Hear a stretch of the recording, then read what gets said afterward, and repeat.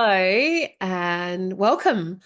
Welcome back to episode 160 of the podcast. I am thrilled to be in your ears for yet another week, bringing you the best of everything that I know to help you to be able to build your brand with, the right amount of magnetism, the right amount of knowledge bombs, the right amount of your expertise, the right amount of all the things. And that's what I know. And that's what I love sharing with you. So today I wanted to kind of talk about how to build a standout brand. Not kind of, I want to talk about my strategies to build a standout brand because it matters and it's going to matter more and more. It's going to matter more and more for you to be standout, right? For you to think outside the box, for you to think with your own brain, for you not to use AI to think for you, to use AI to do your research for you, but not to think for you. And I think that there's a completely different things there because we're going to end up in a sea of sameness, and your voice is your hero and your standout and the thing that sets you apart, especially as we move through the motions of really using AI for good and to help us. And it's amazing. And I think to be able to build a standout brand, that has to come from up here. So today is, I'm recording this podcast episode during the day. I know, oh my goodness. Cheers to me because I'm not doing it at night today, but I am solo, which is so nice. And so it's different. So it's really, I mean, it's really bright in here anyway because I have all my lights around me, but here we are. I've got a beautiful cup of peppermint tea here, and I'm actually very sore today because not yesterday, but the day before, I did a full-on weight session and I increased my weights. I was like, I'm gonna just go all in, and I have the biggest DOMs ever. And so I'm sitting here feeling sore, but not sorry for myself because it's such a good sore. And I knew I needed to rip the band-aid off this next level of myself and just go all in. And so that's a bit of a theme in my life at the moment, just ripping the band-aid off and going all in. And you'll start to see how that theme unfolds over the next few weeks, which I'm excited to share with you, but not yet because it's not ready. And if you sort of saw last week, I drip fed on my Instagram that change is coming and I'm excited. So we'll park that for now, but it is exciting. And if you want to know, just send me a message on Instagram and I will let you know what is going to unfold in my world. But anyway, I sit here, I'm filled up. I've got a beautiful cup of peppermint tea. I love to be healthy from the inside out. And I'm always curious to know what works, what makes you more energized, what are the things that will increase your dopamine and release those endorphins just to make you perform better. Anyway, this is one of them that does it for me. So let's get into today's episode. My strategies to build a standout brand. The first one I want to talk about. So there's six I want to talk about altogether. And all I've got is dot points because that's how I roll with these now because I know exactly, I'm fully stepped into myself. So I've been doing this brand and marketing thing for around 15 years now. It's a really long time. And I have seen things come and evolve and change, and it's beautiful. So it puts me in a position to be an authority on this subject. So the first thing I want to talk about is sitting with your messaging. All right. Now, I mean, sitting with it away from almost your computer. Okay. What is your tone of voice? Does your messaging really reflect how you talk? Is it playful? Is it friendly? Is it welcoming? Or is it robotic? So have a look at your messaging, which I mean, the first thing people are going to do is read about you. So that means that will be either on a brochure, it'll be either on your website, on the captions in your social media, your about section in your bio, on your Instagram, on your Facebook, your LinkedIn. Sit with your messaging and have a really good hard think of how it makes you feel.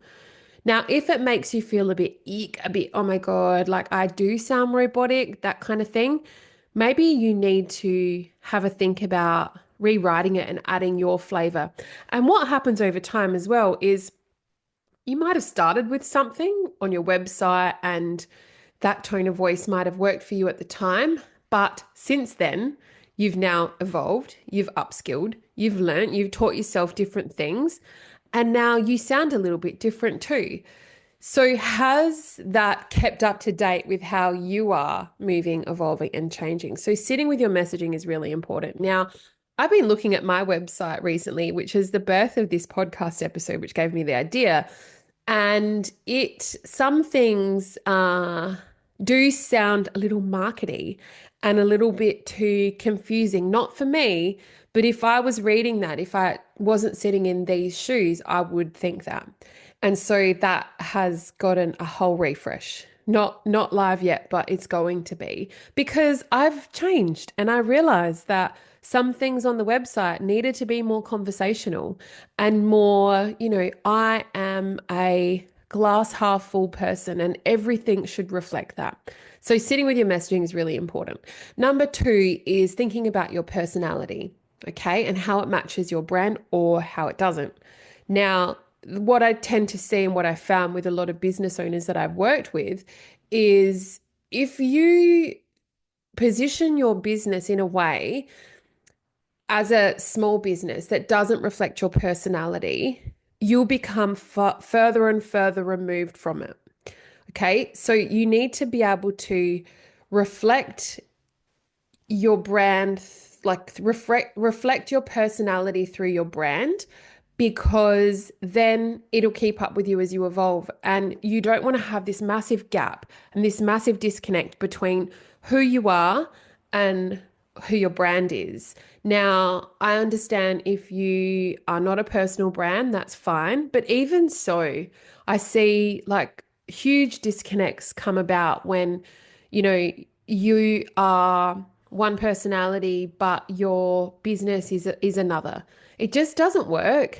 And I feel like it creates misalignment and then it creates a disconnect. You become disconnected with the business and it really starts to show through how you show up, which then reflects obviously your bottom line, right? So thinking about your personality and how it matches your brand or how it doesn't match your brand is something that I think you need to sit with and see how that evolution takes place. And you'll see some of the biggest brands in the world.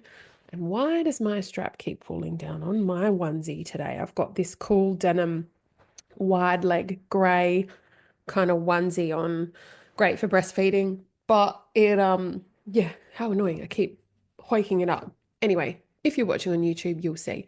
So sit with that. The next one, number three, is thinking about what colors really light you up. Now, for me, when I started my business, I was like, I am going to appeal to men and women.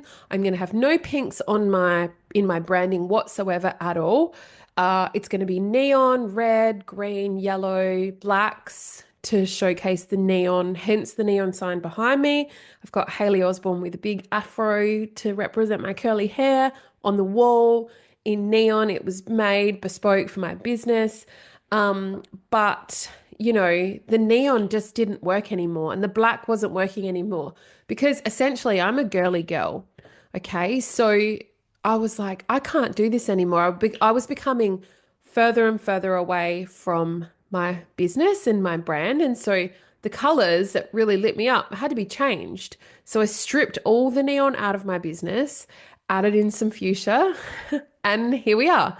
These colors match my personality.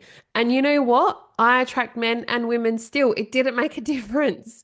So, awesome. It just goes to show that if you're holding back on a certain color, then don't, because I'm proof that doesn't matter how you show up. You still attract your tribe. The fourth one is sitting with different fonts. All right. So sitting with the fonts that you're using and make sure you love them and make sure they're tiered. Okay. Which means that make sure you've got like a bigger, bolder font, a serif and a sans serif. You've got your body font, which is your paragraph font, and they're kind of like make up your heading 1, 2, and 3. And you use those same fonts in your website and your socials, but sit with them and make sure you love them. If you think you want something more script as like a, little standout hero piece, then add a script in. Okay. But make sure it's consistent and make sure you love them, because when you love them, everything else shows. And it's the little things, okay? It's this subconscious that really works with this stuff. And I think also think about what those visual anchors look like for you beyond like the fonts and the colors, okay? So what I mean by that is how you show up, like what your style is, what the lighting looks like. Are you more natural or are you more polished in your approach? Or are you a combination of both? That's me. I'm a combination of both. So I show up like supernatural and don't care, whatever. But then I show up very polished. And you can see that through my branding. You can see that through my photos, the ones that are professional. It is polished and I am serious. But then you see the other side of me, which is, I don't wear a lot of makeup. I'm pretty low maintenance, well, some would say, except for my hair, which needs quite a lot of maintenance.